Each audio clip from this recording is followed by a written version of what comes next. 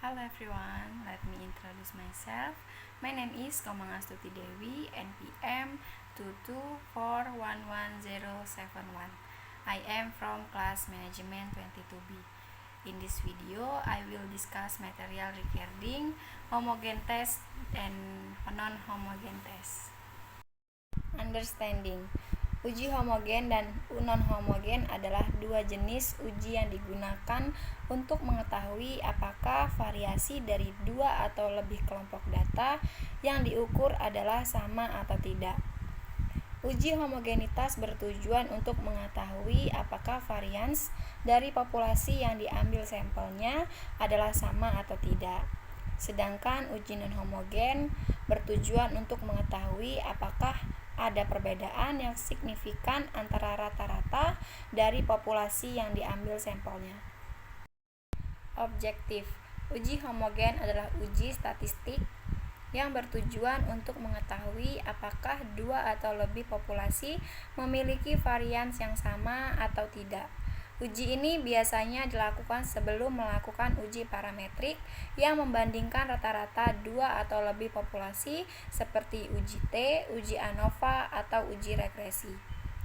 Uji non-homogen adalah uji statistik yang bertujuan untuk mengetahui apakah dua atau lebih populasi memiliki varians yang berbeda atau tidak. Uji ini biasanya dilakukan sebelum melakukan uji non-parametrik yang membandingkan median dua atau lebih populasi, seperti uji Mann-Whitney, uji Kruskal, atau uji Spearman. Homogen test method. Yang pertama, uji F. Metode ini membandingkan rasio varians antara dua sampel. Jika rasio tersebut mendekati, maka varians kedua sampel dianggap homogen.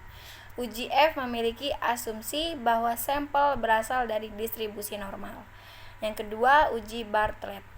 Metode ini membandingkan varians antara 3 atau lebih sampel. Jika nilai uji Bartlett lebih kecil dari nilai kritis, maka varian sampel dianggap homogen. Uji Bartlett juga memiliki asumsi bahwa sampel berasal dari distribusi normal. Ketiga, uji Levin.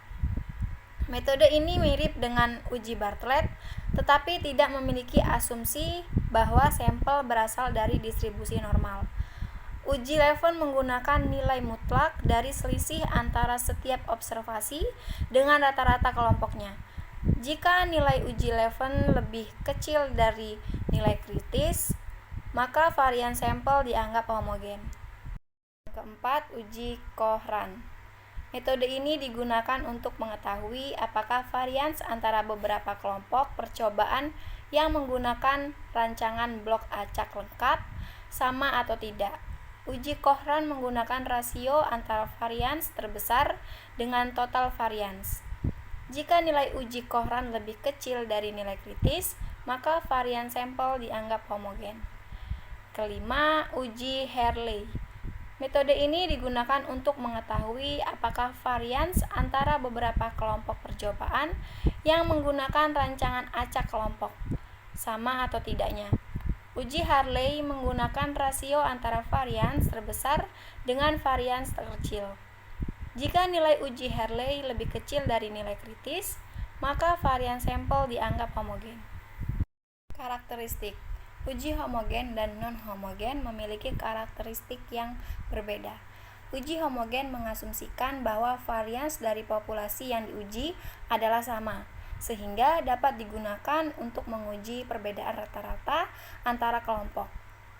Sedangkan uji non-homogen mengasumsikan bahwa varians dari populasi yang diuji adalah berbeda, sehingga tidak dapat digunakan untuk menguji perbedaan rata-rata antara kelompok.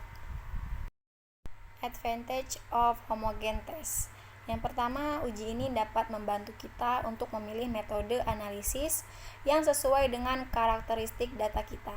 Misalnya, jika data kita tidak homogen, kita dapat menggunakan uji non-parametrik yang tidak bergantung pada asumsi varians yang sama.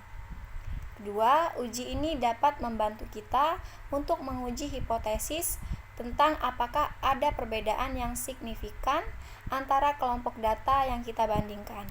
Misalnya, jika data kita homogen, kita dapat menggunakan uji T independen untuk melihat apakah ada perbedaan rata-rata antara dua kelompok. Ketiga, uji ini dapat membantu kita untuk mengetahui apakah ada faktor-faktor lain yang mempengaruhi variabilitas data kita. Misalnya, jika data kita tidak homogen, kita dapat mencari tahu apakah ada interaksi antara variabel bebas atau ada pengaruh dari variabel luar yang tidak terkontrol. Sedangkan untuk advantage of non-homogen test, yang pertama, uji ini dapat membantu kita untuk mendeteksi adanya heteroskedasitisitas dalam data kita, yaitu kondisi di mana varians dari variabel terikat tidak konstan sepanjang nilai variabel bebas. Heteroskedasitisitas dapat menyebabkan estimasi parameter yang tidak efisien dan uji hipotesis yang tidak valid. Kedua, uji ini dapat membantu kita untuk menguji hipotesis tentang apakah ada perbedaan yang signifikan antara varians dari kelompok data yang kita bandingkan. Misalnya, jika data kita tidak homogen, kita dapat menggunakan uji F untuk melihat apakah ada perbedaan varians antara dua atau lebih kelompok. Yang ketiga, uji ini dapat membantu kita untuk mengetahui apakah ada faktor-faktor lain yang mempengaruhi variabilitas data kita. Misalnya, jika data kita tidak homogen, kita dapat mencari tahu apakah ada hubungan antara varians dengan variabel bebas atau ada pengaruh dari variabel luar yang tidak terkontrol. Selanjutnya, obstacle. Yang pertama, data yang tidak normal. Uji homogenitas dan non-homogen membutuhkan asumsi bahwa data yang diuji berdistribusi normal. Jika data tidak normal, maka hasil uji dapat menjadi tidak akurat dan tidak dapat diandalkan. Kedua, ukuran sampel yang kecil. Ukuran sampel yang kecil dapat mengurangi keakuratan hasil uji. Semakin kecil ukuran sampel, semakin sulit untuk mendeteksi perbedaan yang signifikan antara kelompok data. Yang ketiga, outliers atau pencilan dapat mempengaruhi hasil uji homogenitas dan non-homogen.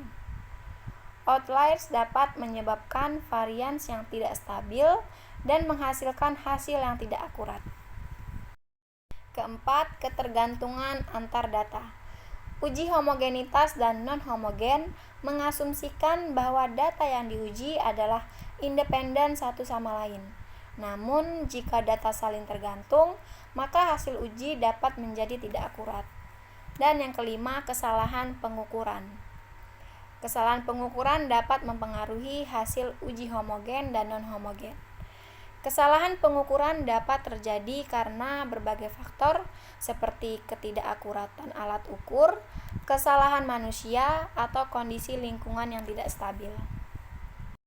That's all my explanation. I hope this material can be useful for all of you. Thank you everyone.